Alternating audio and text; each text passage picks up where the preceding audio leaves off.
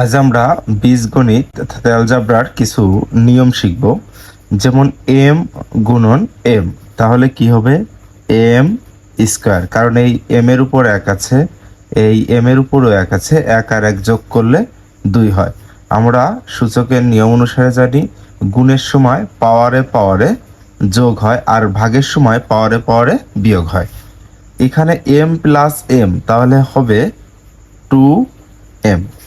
এখানে এম এর পর 4 গুণন এম এর পর 5, তাহলে বেজ একই হলে একটা বেজ নেব আর পাওয়ারে পাওয়ারে যোগ করব, অর্থাৎ 5 আর 4 যোগ করলে হয় 9। এখানে এম এর পাওয়ার 6 আর এম এর পাওয়ার 6, তাহলে যোগের ক্ষেত্রে আমরা একটা এম আর একটা এম, 2টা এম আর 6 এই পাওয়ার নিয়ে নেব। আচ্ছা, পরেরটা হচ্ছে এম এর পাওয়ার 9 ভাগ এম এর পাওয়ার 4, তাহলে এখানে ভাগের সময় বেজ যেহেতু এম এম, একটা এম নেব আর ভাগের সময় পাওয়ারে পাওয়ারে বিয়োগ করব, তাহলে 9 থেকে 4 বিয়োগ করলে থাকে 5।